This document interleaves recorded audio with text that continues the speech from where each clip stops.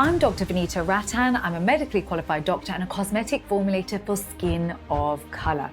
This video is about busting all the controversial myths surrounding skincare for my skin of color family. So how do you know if you even have skin of color? The definition is if you're more likely to tan rather than burn in the sun, then you have skin of color. This means that Europeans and fair Arabs who may not consider themselves to be people of color physiologically have skin of color and need to understand their skin to prevent them making mistakes which can take years to heal. This is a Fitzpatrick scale.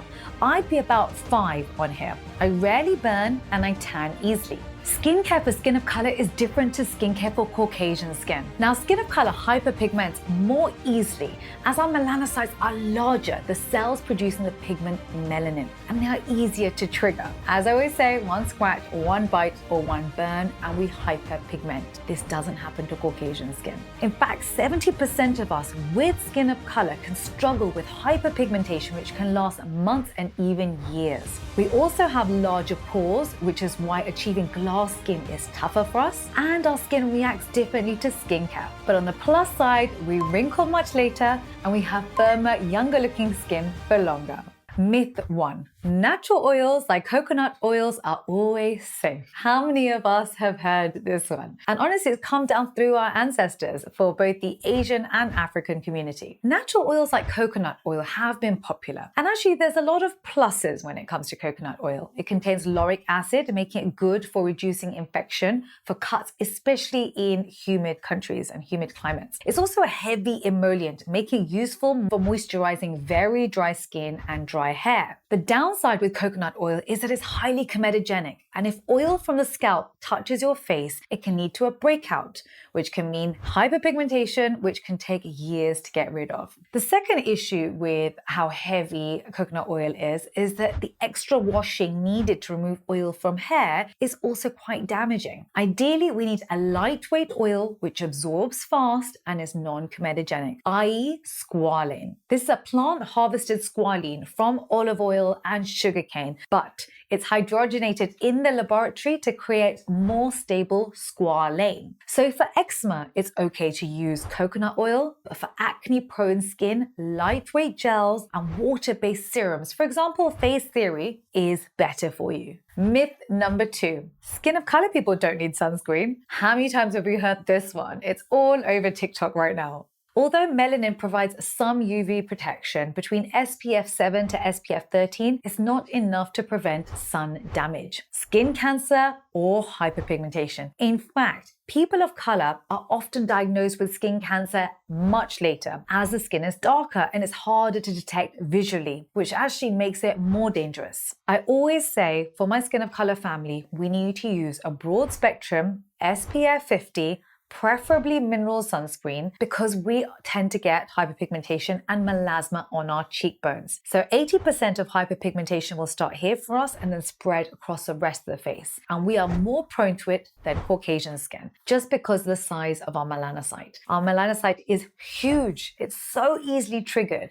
The inflammation from UV hitting the skin is what triggers it, and then it just starts to spit out melanin at such a rate compared to the rest of the skin that it looks like 2 patches on the cheekbones. Plus, don't forget you want your hats and your sunglasses to block direct sunlight from hitting the face.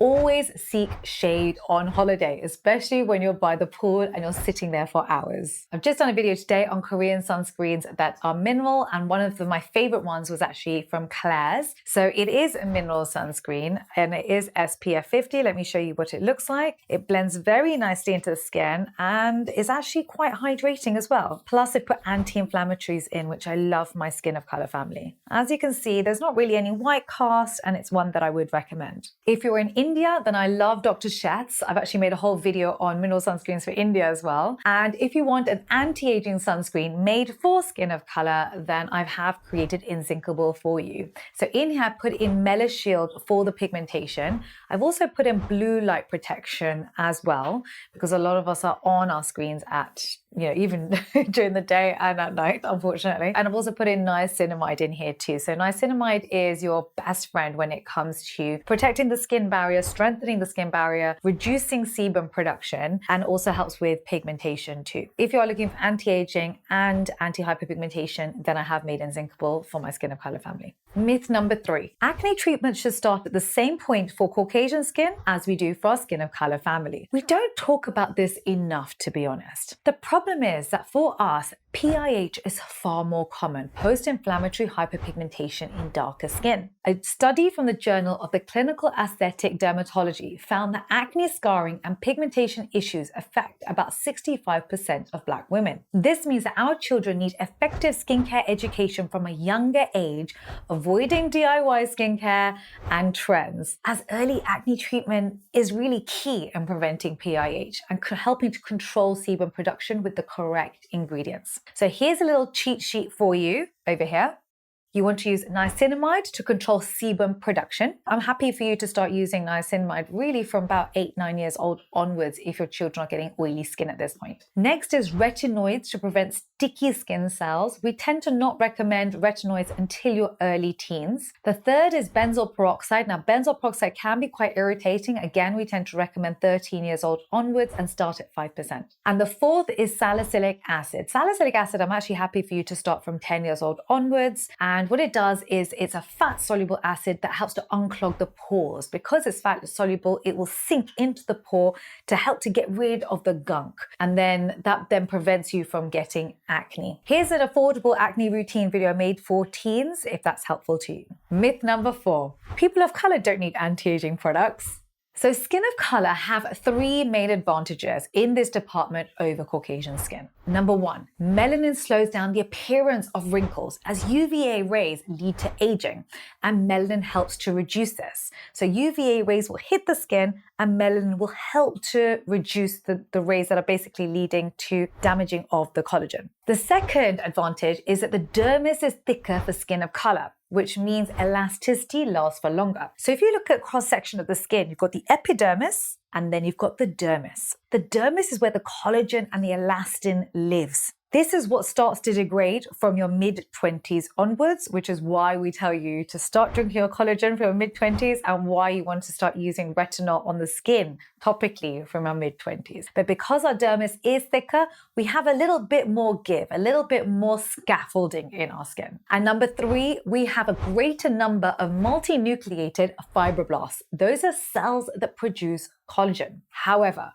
our biggest issue is that we get hyperpigmentation from a younger age, and that's what gives away your age. We also have larger pores that will worsen with age as your collagen degrades, and we also get volume loss. So aging looks different for us compared to Caucasian skin. So you should be focusing on collagen boosting serums like vitamin C and peptides, plus of course your sunscreen. Really, you should be wearing from 1 year old onwards. And if you haven't, you really should start now. But that is the thing that's more powerful than any vitamin A, any retinol serum, any anti-aging treatment you can do is your sunscreen. So that's the best gift really you can give to your kids even. When it comes to your anti-aging products, have a look at the back of the ingredients list. These are the key actives I want you to look for. You should be looking for retinol. Now, retinol is a bit of a funny one. You want to look for encapsulated retinol.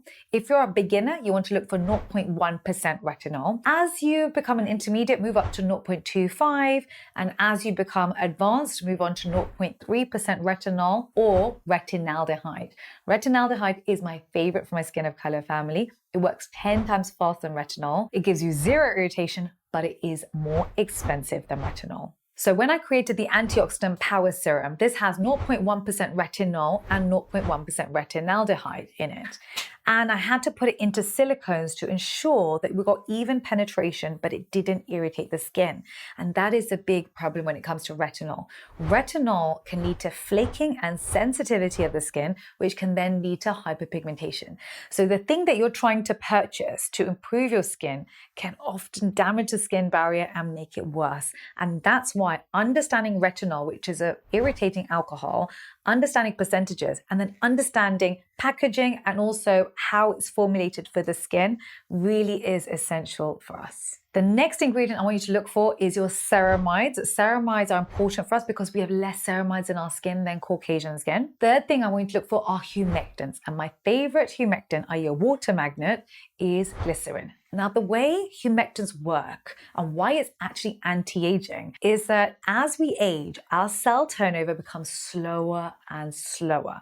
This means that young skin cells from the bottom getting to the top take longer. So if I look at my son, for example, he's 7 years old, takes him approximately 7 days for his delicious, juicy skin cells to come from the base up to the surface. And so his skin looks plump. The light reflects evenly. Young skin looks luminescent. As we age, I'm a 40-year-old woman. It takes about 40 days for my skin cells to get from the surface up to the top. So far longer. And so what tends to happen is skin cells start to compact at the top, and that can lead to a dull looking skin.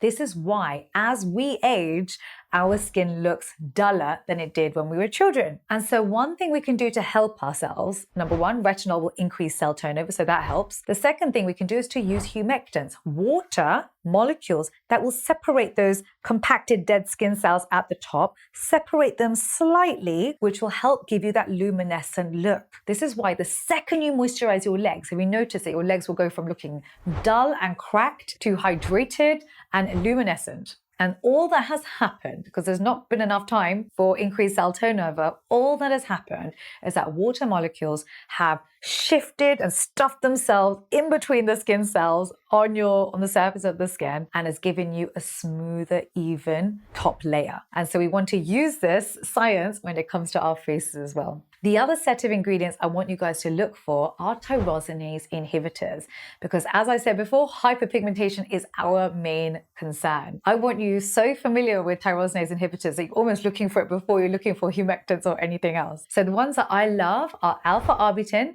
green tea extract, licorice root, vitamin C, specifically derivatives of vitamin C, so sodium ascorbate phosphate, tetrahexyl decaloscorbate, which is fat soluble. It's my favorite because it gets into the dermis and it stimulates collagen production from inside. So you're getting double benefit, the best type of ingredient. Also, ferulic acid, I love. Not many people are using ferulic acid actually, but it's a fantastic antioxidant and it's a fantastic tyrosinase inhibitor. Also, of course, peptides and tranexamic acid. Actually, the Inky list does a very good tranexamic acid that I would recommend if you are looking to treat pigmentation. Moving on then onto sunscreens. Now, as I said, sunscreens are going to be our best friend. And there are two types of sunscreen. We have chemical sunscreens and we have mineral sunscreens. For my Skin of Color family, I'm always going to want you to wear mineral sunscreens. It's what I wear, it's what I give to my children for two reasons. One is anti-inflammatory, and I get melasma. So I am prone to melasma and I treat my melasma every day. I had early onset melasma from my mid-20s. I started seeing hyperpigmentation on my cheekbones. I thought they were cute freckles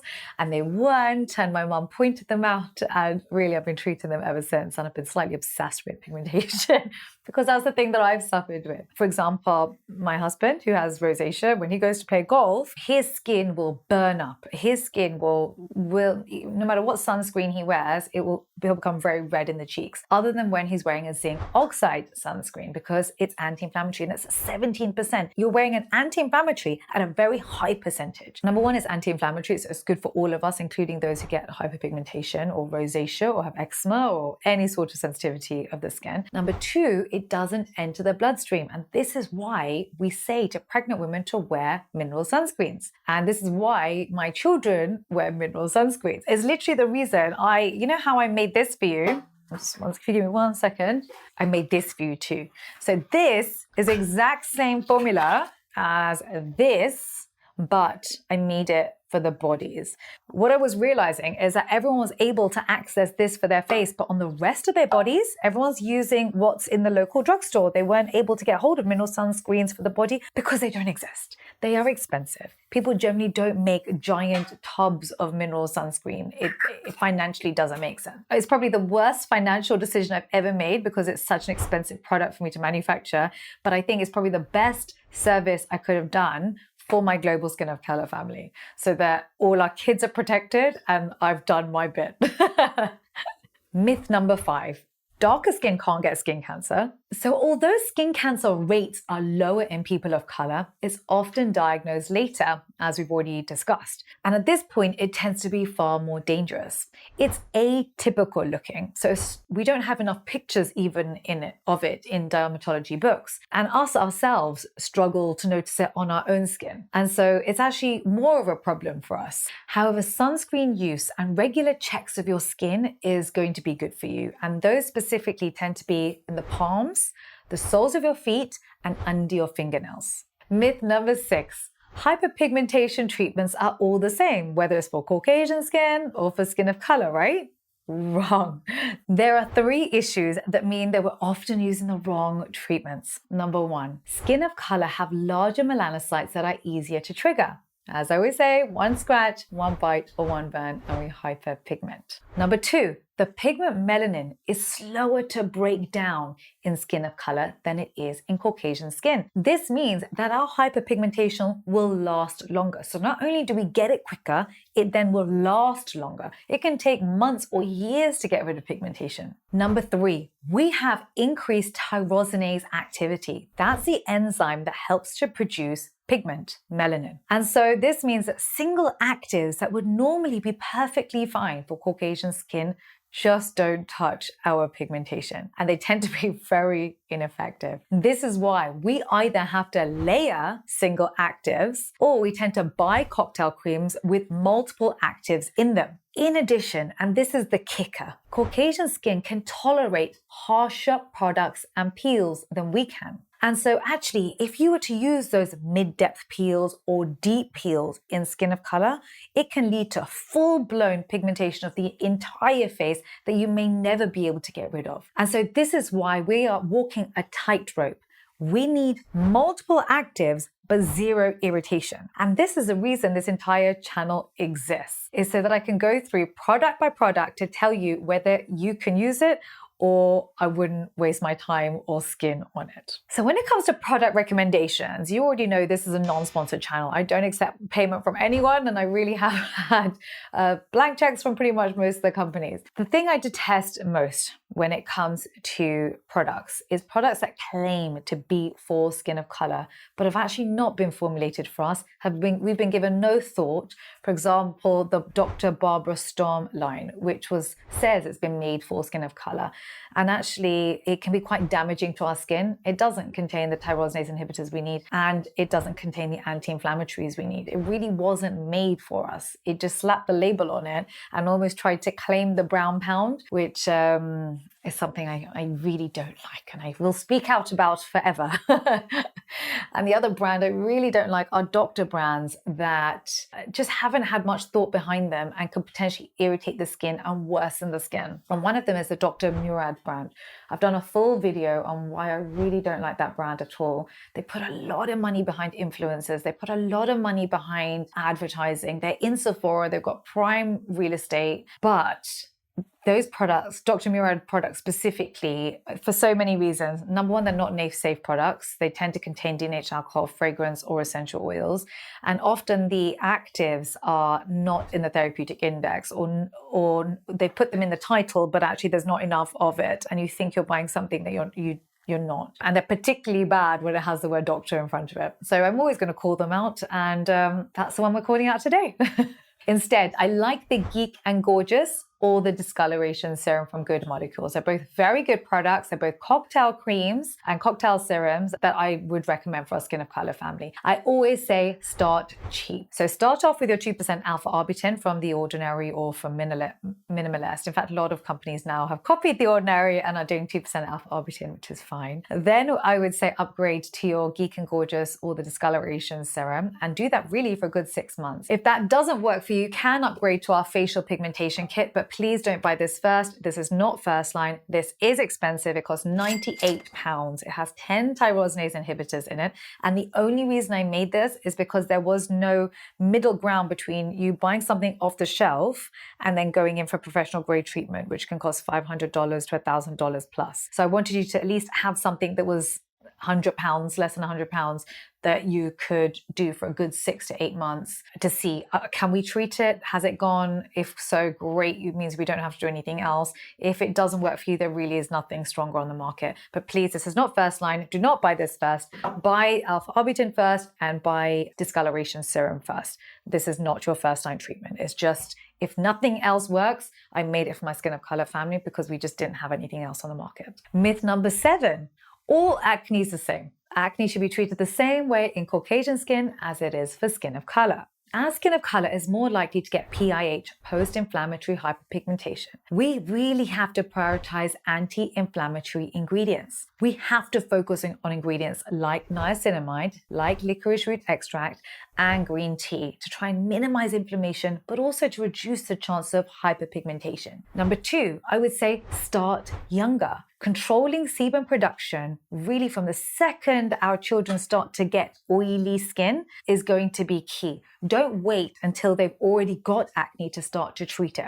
For us, it really should be the second they're starting to get oily skin, they should have a full, proper skincare routine, which they're following in the morning and the evening religiously, which will have their face wash, it'll have their salicylic acid exfoliator, it'll have a light moisturizer and a sunscreen. And it just needs to be part of their routine. When they're brushing their teeth, they take care of their face hygiene and they carry on with the rest of their day. The next thing I would say is we should be starting off with lower concentrations of irritating ingredients. So for example, I'm happy for you to start off with 2% salicylic acid because it's not irritating. But if we're starting off with retinols, I would say start off with 0.1% retinol and make sure it's encapsulated. And when it comes to benzoyl peroxide, don't jump to 10%, start at the 5%.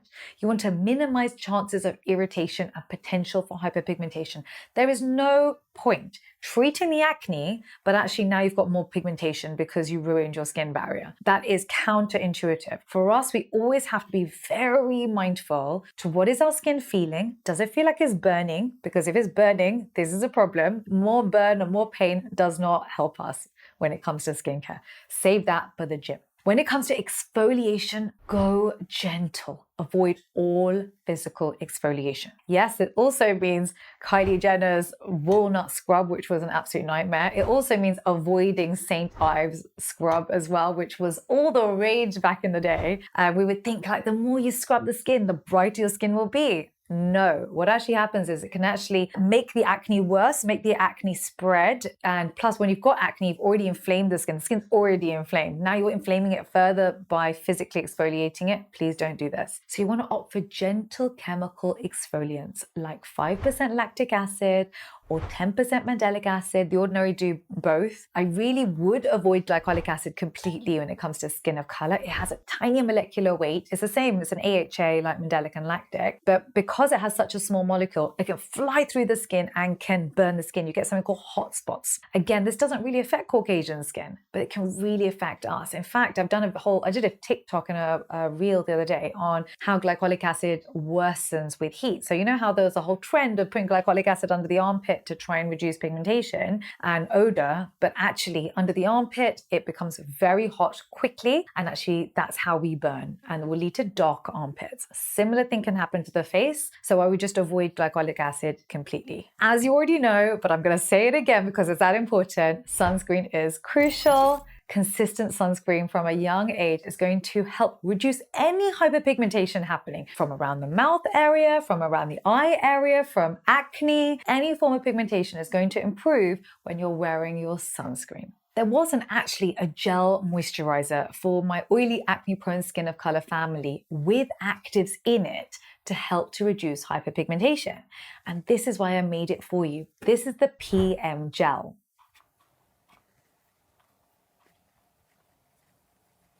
So in this, we put in alpha-arbutin, put in vitamin C, so your sodium ascorbate phosphate. I put in allantoin, which is anti-inflammatory. I put in niacinamide, which helps to control sebum production, which is very important. Also put in glycerin to make sure it's hydrating to the skin. Also put in salicylic acid to help to unclog the pores. We put in retinol 0.1%, which just increases cell turnover. Of course, tetrahexyldecylascorbate, my fat-soluble vitamin C, which also helps to stimulate collagen. And that's quite good if you're getting cystic acne acne, which is leading to pitting. Also, of course, I put in our retinaldehyde as well, but also Trio Blitz, which is our antibacterial complex. I've put in ferulic acid, green tea extract, and of course ceramides, because this is for our skin of color family. This didn't exist. It still doesn't exist years later. There's some lovely gel moisturizers on the market at the moment. For example, Face Theory, but they tend to just be the gel moisturizer. If you have that, then go for Face Theory. If you're getting pigmentation from acne,